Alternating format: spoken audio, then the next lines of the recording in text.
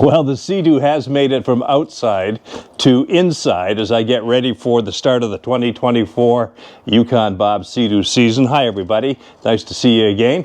Yeah, starting to get things ready. In a few weeks' time, we'll be back on the water with another season of Yukon Bob videos from the Sea-Doo. But in the meantime, I just came back from a little trip that I wanted to share a couple of things with you on. I was down in St Maarten, Anguilla and St Barts in the Caribbean. I belong to an organization called Tradewinds, which has these yachts all over the world. It's kind of a members club. You buy points into it and then pay some fees for your all-inclusive fees and things like that every time you go on one of the boats. But I was on one of the new boats that they've got. It's an all-electric boat, and it's causing quite a stir in the catamaran world because it's one of the very first all-electric catamarans. It's a 60-foot catamaran called Aurora, and I was on it for a week. Thought you might enjoy just seeing a little video and an interview I did with the captain of that boat. I sailed on it for a week around the Caribbean islands, and then I put together a little video on the TW6. So have a look at that in the meantime, and we're shortly getting ready, getting the Sea-Doo prep behind me here for the 2024 season. Got a few things to do to it before we get on the water. But in the meantime, take a look at this video that I just recently posted on YouTube and on Facebook. Well, Tradewinds members have known for some time that Tradewinds was going to be getting into electric yachts within their fleet of Tradewinds. The talk has been around for quite some time, but as of the date of this recording, in April of 2024, those yachts have now arrived within the Tradewinds fleet. And I am in the bridge, the helm station, if you like, today on one of those electric yachts. I've just finished a week cruising on board this yacht. It's called Aurora. And the very first captain of Aurora is Marcello. Marcello was in the not in the Caribbean, in the Greek islands for a couple of years, sailing with the cruising class boats there. But he is the first captain now on board Aurora. Hi, Marcello. Hey, Bob. How are you? Very good. You must be very happy. First captain on board Aurora. Yes. Tell me a little bit about this boat, because this is a boat that has just arrived. I think I'm on the fourth, maybe the fifth charter on board this boat, and we have sailed around St Maarten, Anguilla, and now over to St Barts. So the boat has just been introduced into the fleet. This is the first of what? Do we have three now coming in? Yeah, the next two coming in 3 weeks or Right. 4 weeks. Is the other one's a 60? We're on a 60. Yes, we got a 60 coming up and a 50. We're gonna have two kinds. And where are they going to be based to start with? So we have one here in St Maarten, and then the next one is gonna go to Antigua, same size. Right. And the 50-feet version is gonna go to BVI. Okay, so there are going to be very shortly 3 electric boats in the fleet of Tradewinds. What's the concept behind all of this? This is kind of historic, isn't it, in the yachting world, moving on catamarans to electric propulsion. Yeah, seems like Tradewinds is leading the revolution of sailing with eco-sustainability. We want to keep all the comforts for our members and even upgrade the comforts, but without any more emissions. Right. Yeah. Fontaine Peugeot is the company that Tradewinds buys its boats from. They're located in La Rochelle, France, just up the coast from Bordeaux, if any of you have ever been over to the chateau in Tradewinds area. So this company has got a very keen interest, don't they, in making sure that this whole project works? Surely. Yeah, Tradewinds is committed to all introduce electric yachts from now on, and eventually replace all our fleet with electric yachts. So the design, it all takes place with Fontaine Peugeot. So this now, what we're seeing with Aurora out on the water, is really the first reality testing of these craft. Yeah. The reality is coming now. Right. Yes, so Tradewinds has been on a partnership with Fontaine Peugeot for a very long time. And then Tradewinds said to Fontaine Peugeot, we want electric, and then we made it happen. Yep. Fontaine Peugeot made it happen. Fontaine Peugeot also shared the same vision and perhaps go electric, only electric in the future. But for now, Fontabeccio is making those electric catamarans, what they call the smart electric, up to the 50 feet.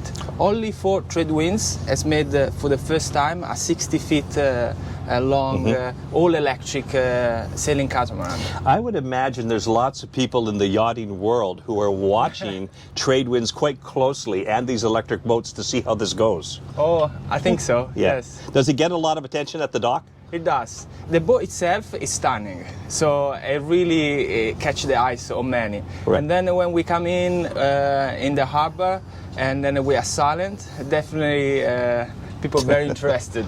Well, without going into really specific detail, I just want to get an idea from you. When we say an electric catamaran, Yes. what do we mean by that? It means that the two diesel motors that a catamaran usually has been replaced with two electric motors. And how are those powered? Those are powered by a big lithium battery, newest generation. I swam underneath the boat. There's a big box under the boat that I haven't seen on some of the other catamarans. I take it that's the battery.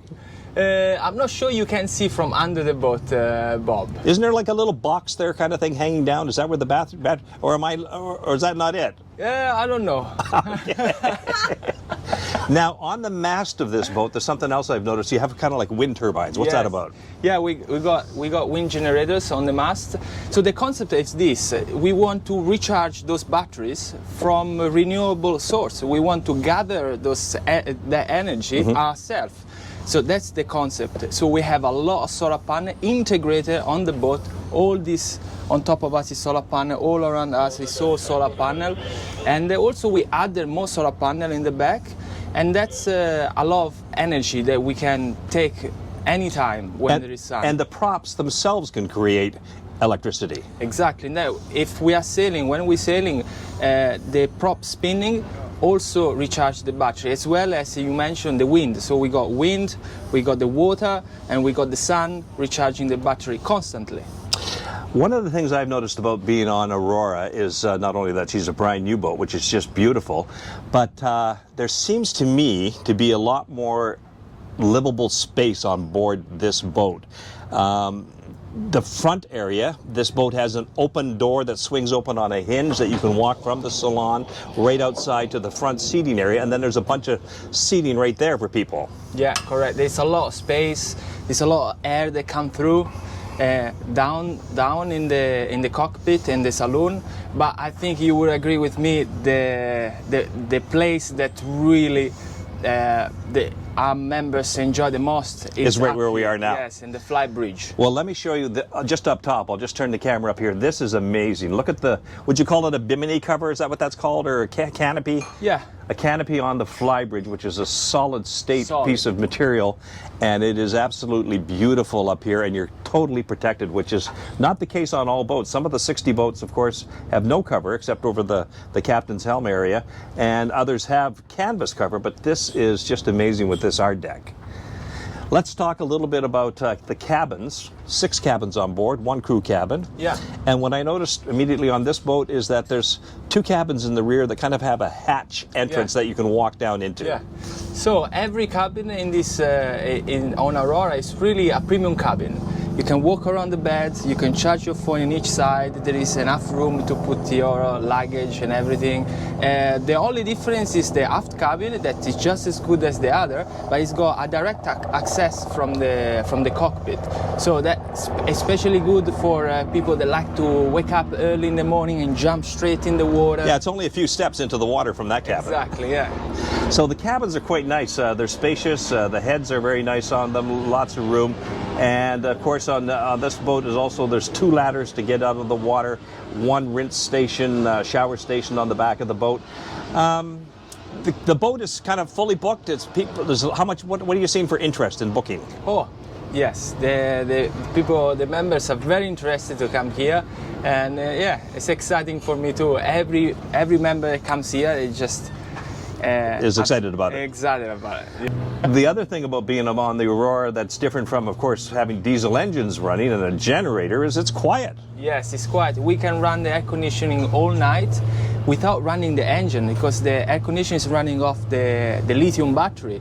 Times the morning comes, the sun starts recharging the batteries, and on top of that, the air conditioning itself, the unit, is very silent. We don't have the water circulating, making sound all the time.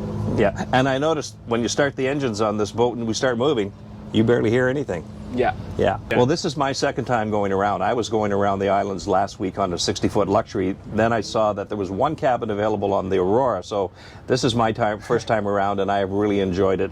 Marcello, you and your wife Lulu have been absolutely fantastic on this trip with us, and it's an honor that you are the first captain aboard Aurora.